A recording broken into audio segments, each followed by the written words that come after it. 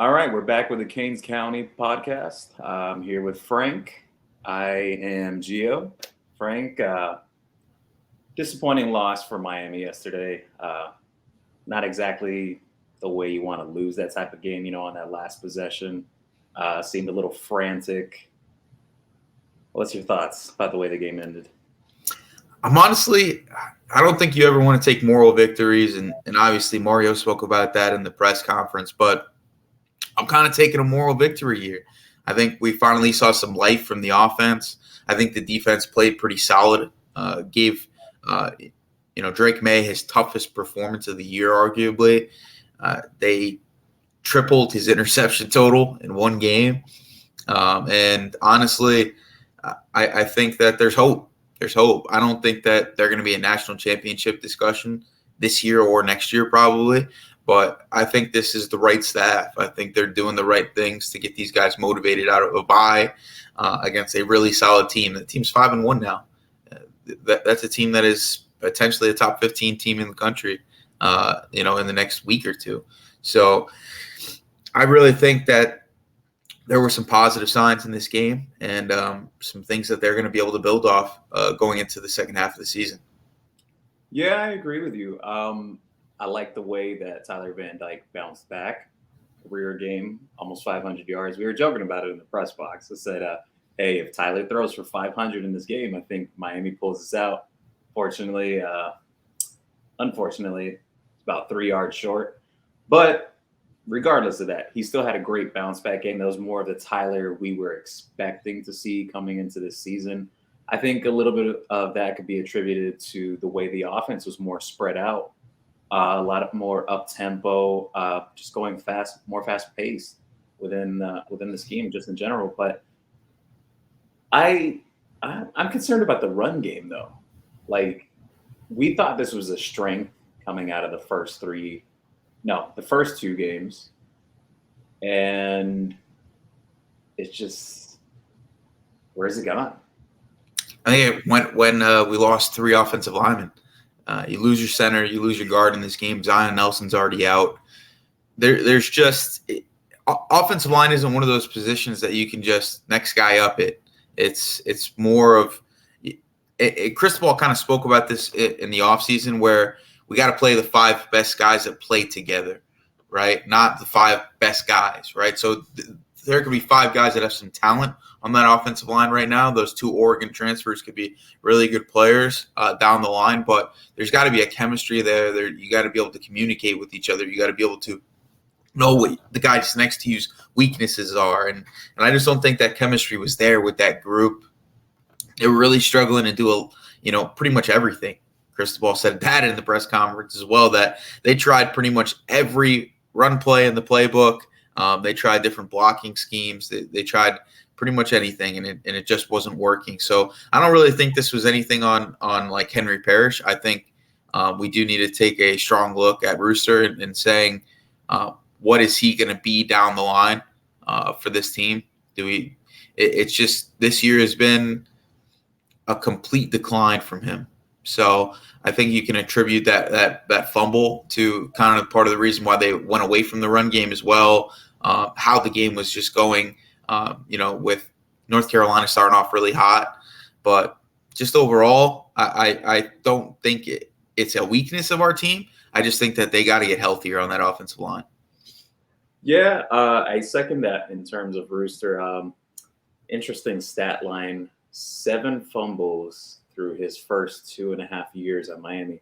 That's an alarming stat, especially 2 fumbles in back-to-back weeks now. Ball security issues there.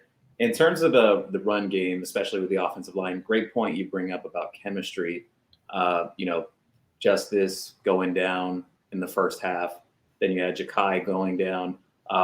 Cristobal mentioned in the presser that Ja'Kai's injury is not so serious. Apparently, Justice injury is a little more serious. I like what I saw out of Logan Sagapolu. This goes back even to the spring. He was sort of that starting right guard at the time. He got nicked up in fall camp. So now it seems like he's going to get an opportunity to get back in the mix there. Like to see what he does moving forward. But I agree with you what you said about the two Oregon transfers on the offensive line between John Dennis and Logan Sagapalo. They're both still fairly young. They don't have too much game time experience in college football. So, like we say, they're still young and green. But moving over to the receivers, because this was a big talk that we had, just going into the season. It seemed like Xavier Restrepo was going to be that guy. A lot of hype around Jacoby George possibly being a big play threat at receiver. Obviously, unfortunately, those injuries. Seems like the receivers have gotten a little better over the last two games. Yeah, I 100% agree with that. Frank Ladson has shown life as that go-to possession receiver that this kind of offense needs underneath in the intermediate passing game.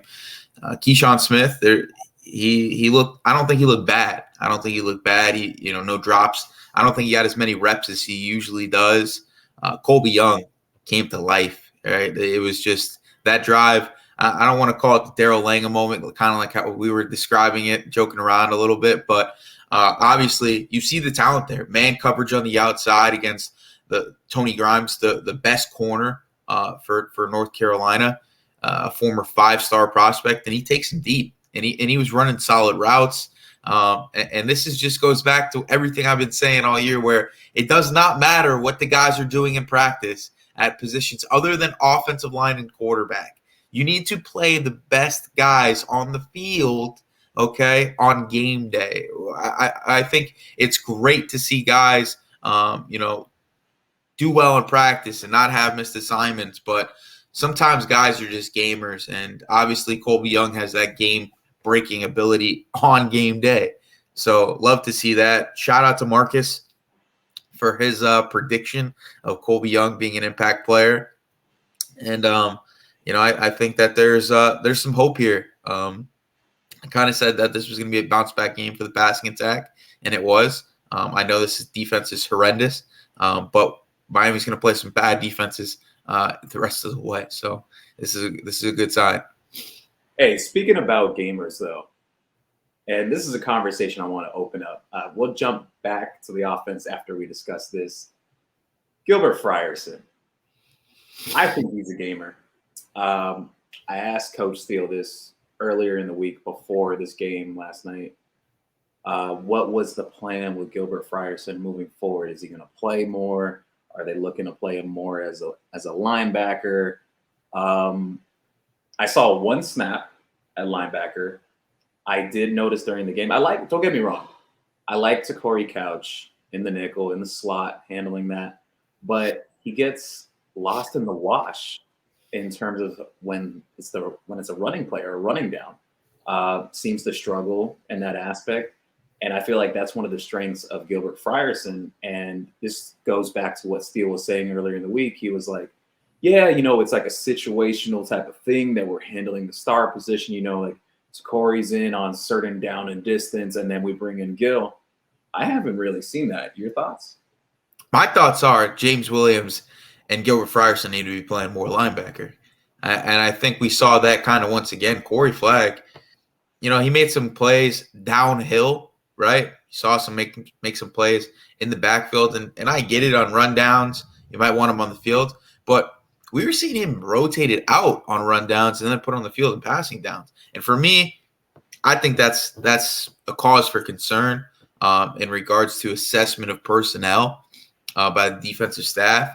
I get that you want a guy that's going to do everything right when the biggest moments are there. But once again, he left us hanging a little bit in regards to communication, regards to athletic ability in space. And I just don't think he's that guy in regards to covering receivers or covering backs out the backfield or doing anything along those lines. I don't think that he has the athletic ability to be that type of linebacker.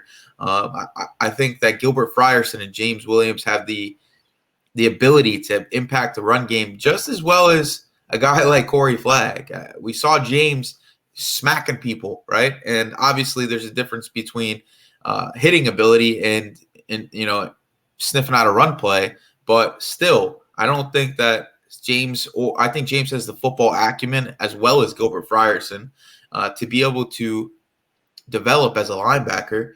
And all you need to do that is game time experience and being in the fire. So they got to do more of that. I think that'll be a huge, especially against ACC teams that utilize a lot of 4 and 5 wide sets. So that's just my kind of take on Gilbert Frierson and his need to be on the field going forward.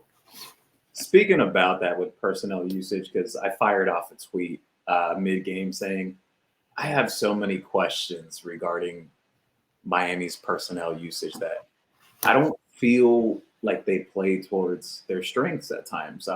We noticed this in the box. We're like, why are they pulling Thad Franklin out of the game when you're inside the opposing 10-yard line? Like, why are we doing that? Or just in essence of, this is my belief. This is dating back to when they were in high school. Tyreek Stevenson, I think you and me could probably agree to this, Frank. He's always been a safety. I don't feel corner is that natural position for him. I feel like that is really coming to light this season, especially playing more man coverage scheme now. I feel like the coaches have to have a talk with certain players about where exactly do they fit into the pieces of the puzzle in terms of everything in general, the way the team is formulated on the field from down to down, snap to snap, distance, everything. There's a lot of questions, and it even goes to the offense too and defense. Offense in terms of why is there jet sweeps being used for Michael Redding and Romello Brinson when that's really more so of strengths to guys like Rashard Smith and Jalen Knighton. Your thoughts, Frank? Man, my thoughts are the same as yours. I kind of question a lot of the personnel decisions, right? I've said it before where I think that they rely too much on what guys do in practice. I think DJ Ivey was solid in this game against North Carolina, but we've seen like the next week he could be awful, right? And I think we rely a little too heavily on the experience of guys like Ivey and Stevenson and what they do in practice, but those guys have been in this game long enough to know how to get through a practice and maybe still have those deficiencies on game day. Daryl Porter showed that he should be on the field once again. That second half, he's a huge reason why that passing game is shut down to one side of the field. He completely eliminated, his assignment. We saw multiple times where Drake May looked to his side of the field, had a double pump, and then go the other way. That's because of Daryl Porter and his ability to cover guys and just being in the right place at the right time. There was no miscommunications when Daryl Porter was on the field. So I definitely think a conversation needs to be had with Tyreek Stevenson. I think the time of promises, and what he was told was going to happen with Mario, with Manny Diaz, and maybe Mario when he first came to keep him in the building, is gone. You got to do what's best for the team, and him playing outside corner is not what's best for the team. If you want to replace Corey Couch with Tyreek Stevenson, I might be okay with that, right? Just because Stevenson's going to come up and play the run, and I think he's still got enough coverage ability to be able to play on the slot. I don't think that he's any better than the safety options that we have right now. I don't even know if he's better than Al Blades in regard to being a better safety, just because you got to know what you're doing back there. And he hasn't really done a good job of showing that he knows what's going on in the defense on a consistent basis. So I'd love him in the slot as a guy we're blitzing off the edge and, using it in a myriad of ways. But you're 100% right on him not being the guy at corner any longer. Yeah, no. Good point you bring up about that star position, possibly playing Stevenson there. I had Tyreek on a Twitter space during the offseason. He was out all of spring with the injury, whatnot. Spoke with Tyreek about this.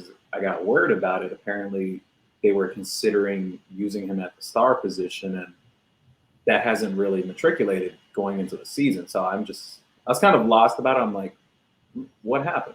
And didn't really come about. I think it's time to revisit that idea. I think we've seen enough examples, just watching from the box or watching any highlights of the games, that He struggles with his feet. He does. But Yeah. moving over towards tight ends, I want to speak about the tight ends here. Will Mallory, nice bounce back game. I know a lot of people are going to highlight that drop he had, even though Miami did convert on the next down for a first down. So it's kind of moot point at this point. Game's already over. I felt like he had a nice rebound game, but my take on it is I've seen this throughout Will Mallory's career, and I'm hoping maybe he has finally turned the corner. Uh, Usually he has a slump of a few games, and then he goes on a tear for X amount of games, becoming consistent. I would only hope that he finishes out his last year at Miami like this for the rest of the season, because that's the type of performances that Miami's offense will need from him. That's what Josh Gaddis is going to need from him. Now, in terms of the other guys, Jaleel Skinner, I think he flashed a bit, but obviously still young. Maybe, those high pressure moments. I wouldn't put the second to last play of the game on Jaleel. I think that's more of just just bad timing, bad decision in terms of the miscommunication there between Tyler and Jaleel. But what were your thoughts about that when the game was ending? I thought that was more on Van Dyke than it was on Jaleel. You were screaming it out in the press box, throw it to Jaleel, throw it to Jaleel, because he opened up quick. The defensive backs, kind of bailed out, trying to stop a potential score from happening. And he opened up underneath. And as soon as Tyler started rolling out towards Jaleel, that's when the defensive backs started to come back up and get on Jaleel. And he got hit pretty much as soon as he caught the ball. And he did try to get out of bounds. There was an effort there. And it was a good play by the defensive back. But just overall, I think it was a positive game from Jaleel Skinner. I think tight end's one of those positions, and we see it in the NFL where a guy can have 150 yards, and then the next game he has like 12. It's just based on scheme, the utilization in the run game, keeping a guy in a block or something along those lines, like an extra tackle. It kind of impacts their ability to have the same production as a receiver. I think Mallory is someone that Van Dyke trusts, and I think that we got to use him more in this offense going forward. And you see him as that guy that forces teams to get away from some of their cover two stuff. His ability to threaten the middle of the field, kind of be an outlet option for Tyler Van Dyke on shorter throws, and maybe make some extra plays with yak type potential. I like Mallory, and I think he's had some moments, and this was just another really good moment for him in his career at Miami. Yeah, I agree. The defensive line, 5 sacks. That's nice uptick in performance, at least in terms of through these first 5 games. I thought it was probably their most impressive performance, I think, in terms of just getting home, creating sacks, creating pressures. Let's talk about Daryl Jackson. I mean, what a godsend for Miami from the transfer portal with him. Freakish size-wise when you saw him coming in when he arrived at Miami, but I don't know if anyone really predicted him to be this good this fast. Your thoughts on Daryl? Love him. I love him. What a steal out of the transfer portal. That's putting him and Leonard Taylor together as those 1A options in that 3 deep rotation is huge. And we're seeing it. Defense is playing well, right? The defense is playing well. North Carolina did nothing in the second half, right? Kevin Steele is a very good coach. I think that guy, beyond – no coach is really perfect, right? So we can question some of the personnel decisions, but this has been a complete overhaul of what we have expected defensively from the University of Miami in recent years. And I'm so pleasantly surprised at the progress. And Daryl Jackson, we heard people echoing his greatness in fall camp. And since he's really arrived as a mammoth athlete, interior pass rusher who can dominate the run, kind of a clone frame-wise to Leonard Taylor, And I think that over the next 2 years, Miami could be looking at potentially 2 first-round draft pick defensive tackles, and Daryl Jackson being one of them. Yeah, I think they have a great situation on their hands in terms of that interior defensive line. Just even the versatility that they get from Akeem Mesidor, they kind of put him in that F1 NASCAR package, kicking him inside. They put Mitchell Agude in there too. I noted that during the game.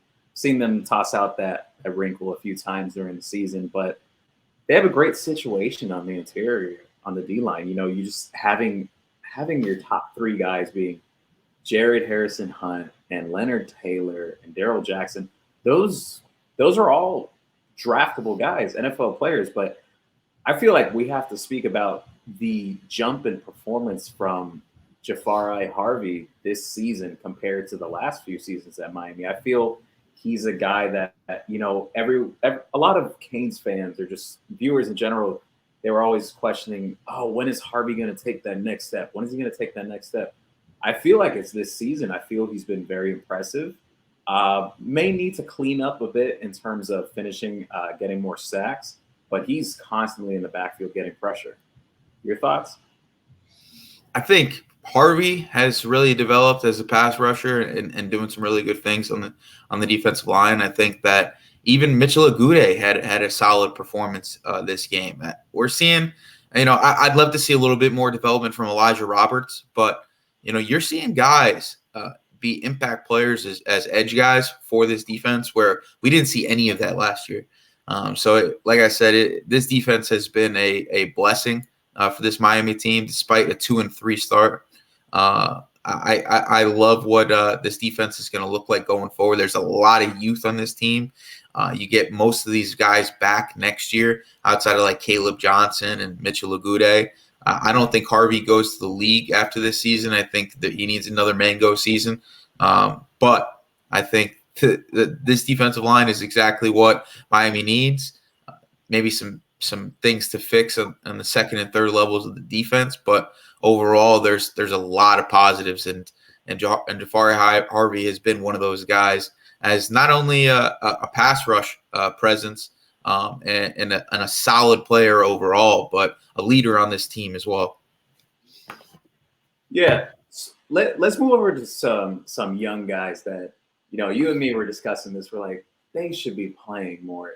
They got a few snaps, but you really could see that type of impact that they could potentially bring because they actually showed it on tape. Nigel E. Kelly and Wesley Dessaint. I noticed from the first play Dessaint got in. He had a tackle his very first play. I'm like, wow, look at this. It's amazing. And I think it goes a little hand in hand to, about practice preparation, how guys practice. But some of these kids, this goes back to the high school days, that some of these guys, when they got in games, they made their presence known.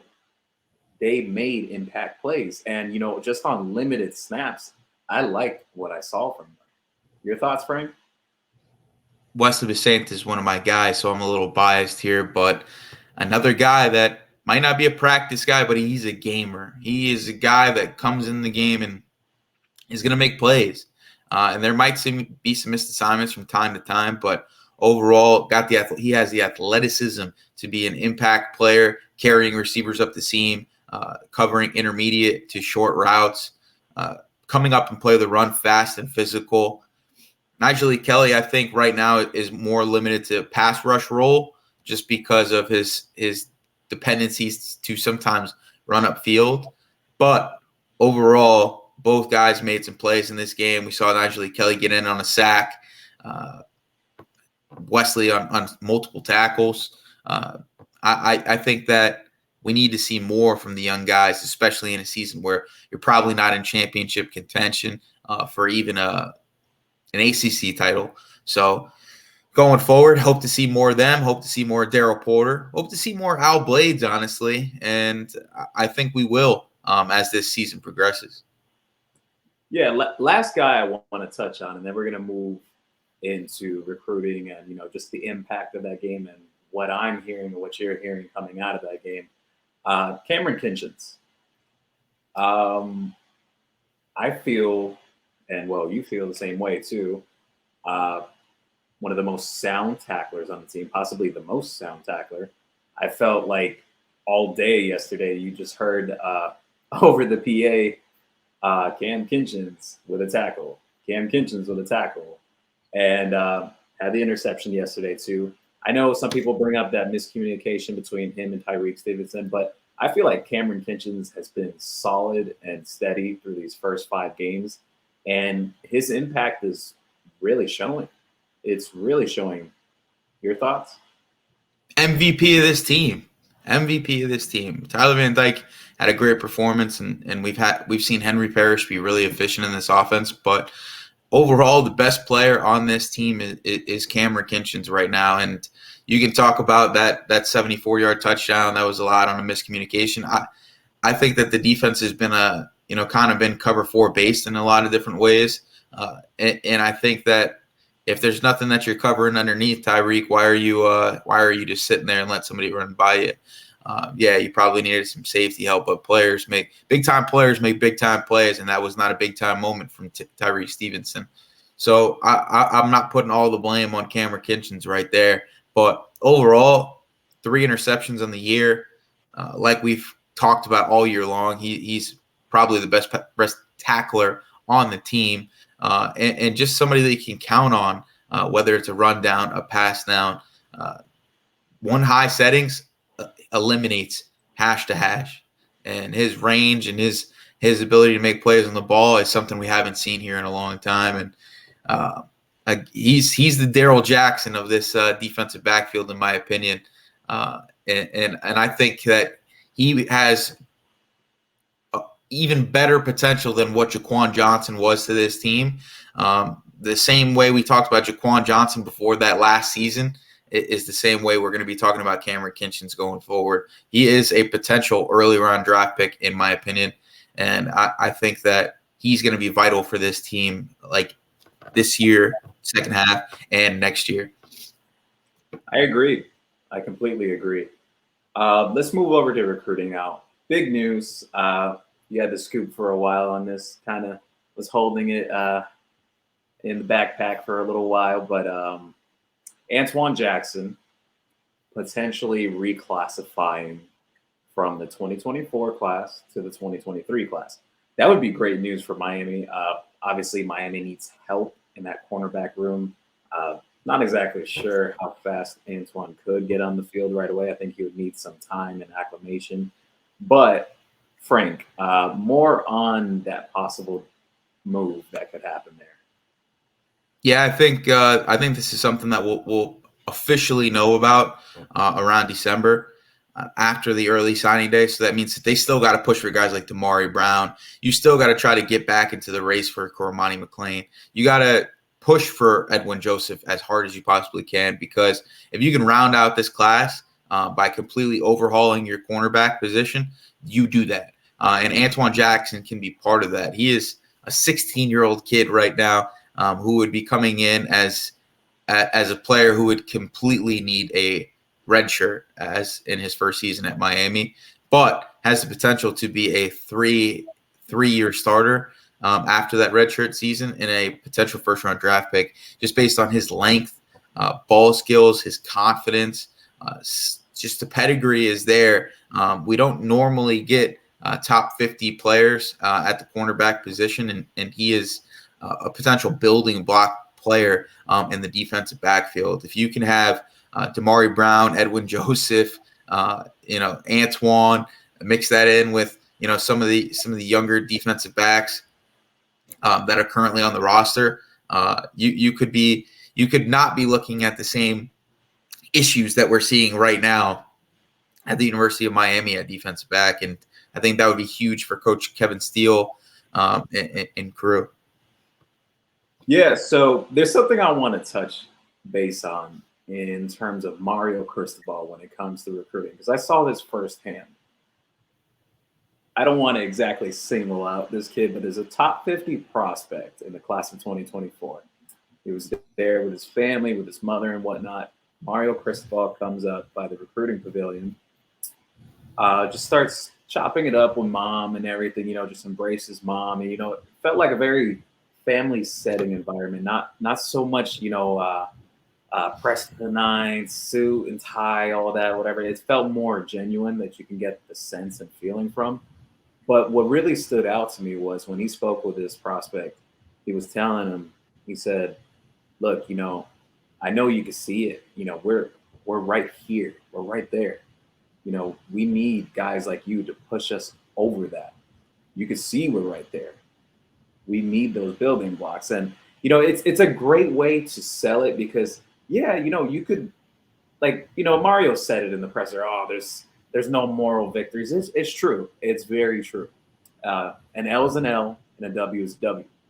But you can sell a vision to recruits. Now, beyond the first year, no, I don't think you could sell beyond that first year. I think every new head coach kind of gets that pass the first year. You really got to get in your guys. You got to set your culture and what you want and expect from the team.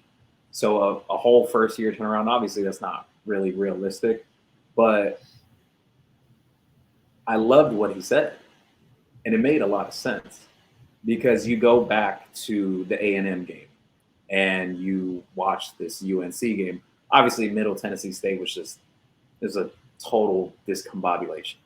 But you look at those two games, Miami really did beat themselves.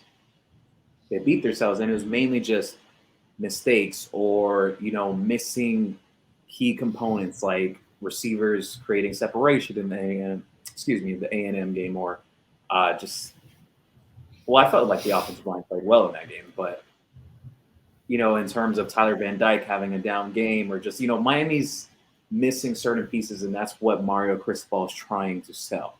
He's trying to sell that, look, hey, you can come in here next year, and I'm not guaranteeing you a starting job, but what I am guaranteeing you is you're going to have a shot to compete and possibly earn a spot.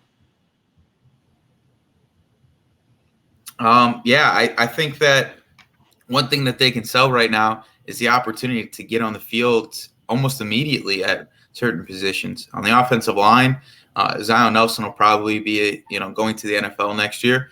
You got potentially 2 tackle spots that are going to open up. And Samson Okunlola and Francis Mauigoa are guys that can step in right away. Jaden Rashada, there's no reason why Jaden Rashada can't come here and think that he's going to have an opportunity to play pretty early. Then at positions like running back, Chris Johnson, or even if you got in the Mark Fletcher sweepstakes, there's nobody outside. Like Henry Parrish is going to be the guy, but you can be a rotational piece here at the University of Miami at running back from day one potentially, right? We don't know what Trevante Citizen's going to look like when he comes back from injury. At receiver, we know that Ray and Robbie have a skill set that can be utilized in this offense. You get open and you got speed, and you can consistently catch the ball. These quarterbacks are going to trust you, and they're going to take chances, especially when Jake Garcia steps in when it's his time. So I think that there's going to be a ton of opportunity for guys to play early, and that's what this coaching staff is selling them on, that the culture will be here. It's just a matter of getting the dogs. And if they can get the right guys, the sky is the limit for this team. And I think that it's going to get there. I think that there's going to have to be some patience from fans. There's going to have to be some patience from some of the young guys in the program. But like I said, there are some building block pieces currently in the program, and I think that there are some potential building block pieces in this 2023 class that is going to push everything really forward over the next year or two. Yeah, I agree with everything that you said. The last closing thing I could put on that, just to cap off this whole podcast, just speaking with the commits or some of those guys that are leaning towards Miami at this point, I got the feeling of that they're buying in, they're bought in. I had my concerns with about just one high-profile guy. I have just some comments that just speaking with him, but for the most part, I'd say about 97% of the kids that showed up there, and there was a lot of big-time guys that showed up yesterday. They're locked in. They're very interested in Miami, or if they're already committed, they're already planning to enroll early. A lot of the IMG guys they're looking to get here early to Miami. A couple other top guys, even some help at defensive back, looking to enroll early as well. So it's positive signs on the way. Frank, in terms of the rest of Miami's season now, how do you think it shakes out? I think they could still win 8 games. Eight games. You know, I think it's going to be tough to probably beat Clemson, and it's not easy. You know, going through ACC play, we've seen Miami, you know, skip and struggle prior, but I love what I saw from today. I think, from yesterday, I think North Carolina is one of the better teams in the conference. I think they were able to slow a really explosive offense, and I think Tyler Van Dyke may be back with a near 500-yard, 3-touchdown game where he's completed almost 80% of his passes. So, love what Miami has currently showed, and I think that there's a lot of potential there going into the end of the season. If they can win 9 games, including a bowl game, the season is a plus. All right. That's a wrap on the Canes County podcast. We'll be back again.